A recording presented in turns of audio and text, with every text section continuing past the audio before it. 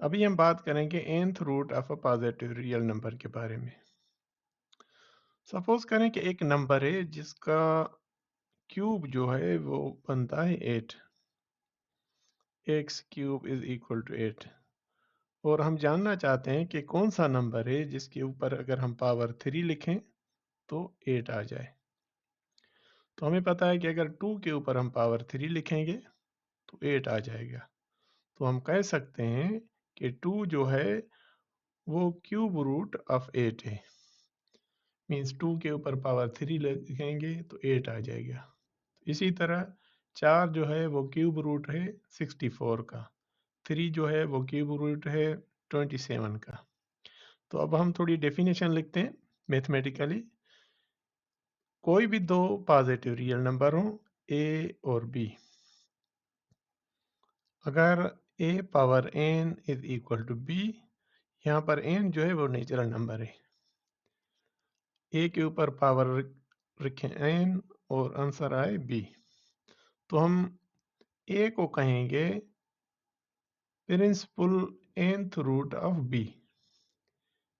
and we denote it by a is equal to nth root of b, या sometime हम इसे इस तरह भी लिखते हैं कि a is equal to b exponent 1 over n।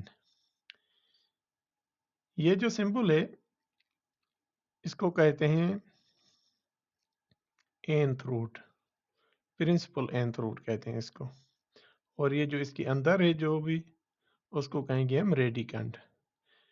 और ये जो एन है इसको कहते हैं इंडेक्स ऑफ द रूट। एक मिसाल देखते हैं, third root of A time B time C over D.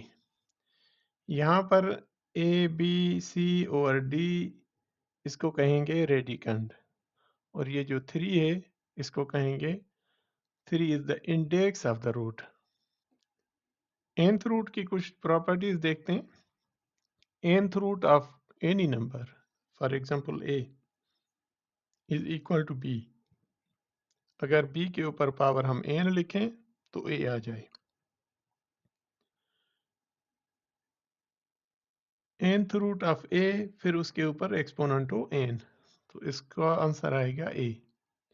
nth root of x time y, ये बराबर है nth root of x time nth root of y के। और इसकी चौथी प्रॉपर्टी है nth root of a divided by nth root of a is equal to 1 के। Fourth root of 256 time y x power y power 4, तो इसको हम लिख सकते हैं, फोर्थ रूट को हम लिख सकते हैं एक्सपोनेंट 1 ओवर 4। बाकी वही चीज़ हमने इधर भी लिखी है। 256 को हम लिख सकते हैं 4 पावर 4, ये है x पावर 4 और यही y पावर 4 हमने लिखा है।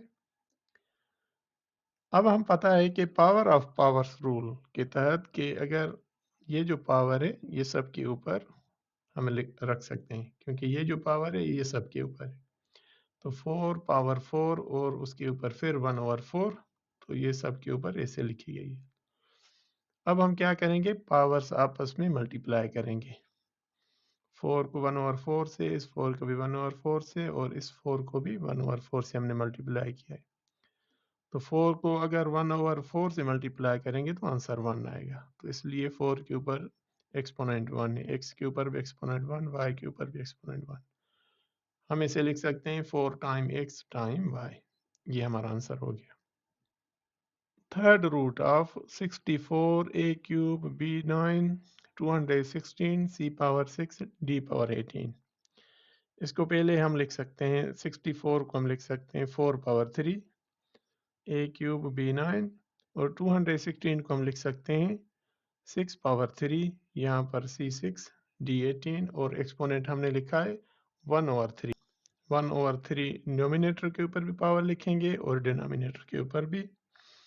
अब 1 ओवर पावर जैसे कि ये सब के ऊपर है, अगर बीच में मल्टीप्लिकेशन हो तो हम सब के ऊपर लिख सकते हैं, इसलिए हमने सब के ऊपर 1 ओवर 3 पावर लिखा है, और नीचे भी सब के ऊपर 1 ओवर 3 पावर हमने लिखा। तो 3 को अगर 1 ओवर 3 से मल्टीप्लाई करेंगे तो 1 आएगा, इसलिए 4 के ऊपर एक्सपोनेंट है 1।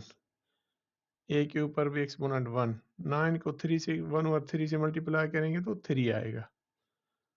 यहाँ पर 6 के ऊपर पावर है 1, यहाँ सी के ऊपर पावर 2 आएगी, और 18 को 3 से डिवाइड करेंगे तो 6 आएगा। और इधर देखें 4, यहाँ पर 6, इसको हम सिंप्लीफाई कर रहे हैं, 2 की टेबल पढ़ेंगे, 2 to 4, 3 to 6, तो आंसर आएगा 2 over 3 A B cube divided by C square D power 6।